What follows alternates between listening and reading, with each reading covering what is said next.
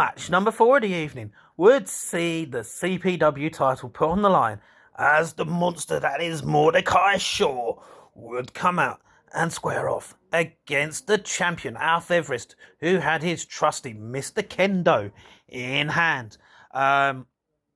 Honestly, the fans didn't know who to cheer for in this one. Everest, as much as he's a heel, he has his loyal fans. You've got to love it. You've got the Everest Appreciation Society. They've got to love it. He's got his followings. He's a heel, but he's a heel that you love to hate. Mordecai Shaw, he's a monster, but people love a monster. Shaw would initially overpower, he'd start choking and biting, eye gouges. They'd see a test of strength, but obviously Shaw was gonna easily win that one. But Everest was quick-witted. He'd escape to the outside. Shaw would follow. He'd look to beat down, but Everest would manage to get himself on top. He'd lock in a rear naked choke, but Shaw would overpower him and power his way out.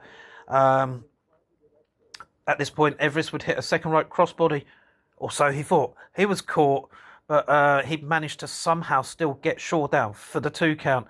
He'd then hit an elbow drop for another 2 count.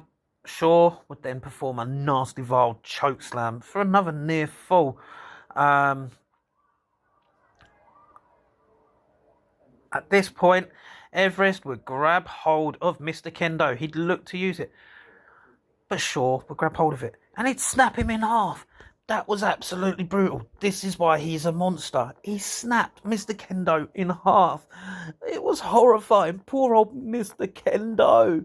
Oh my goodness. At this point, Samuel Wakefield, I want to say his full name, but I'll sort it.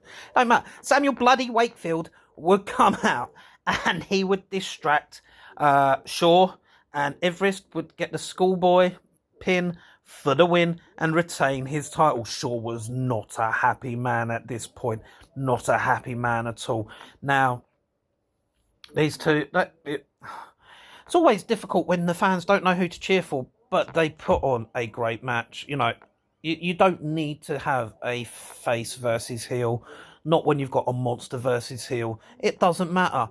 These two, they put on a great match for the fans. The fans were thoroughly entertained throughout.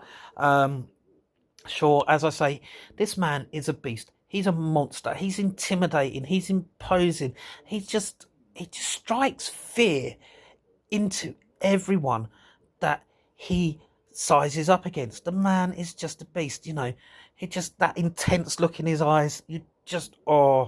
It's not a good. You don't want to be on the receiving end of it. The man is just a pure, brutal monster. There's no way to put. Sort of, almost gives me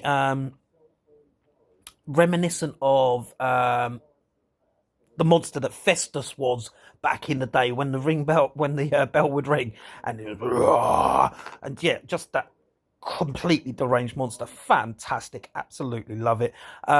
Everest, just the guy is extremely talented in that ring. He's on a roll at the moment. He finds ways to pick up the win, to retain the title that he rightfully won at the first CPW show. He's a great wrestler, a great in-ring technician. He knows how to work the fans. He knows how to work the crowd. He knows how to win fans over as well, so that's why you've got the Alf Everest Appreciation Society. I always want to sing as soon as I say that. Anyway, the man gets the job done. This time he had a bit of outside interference, but he got the job done. We don't know if Shaw would have won if there wasn't for the interference of Samuel Bloody Wakefield, but there was, and Everest retained.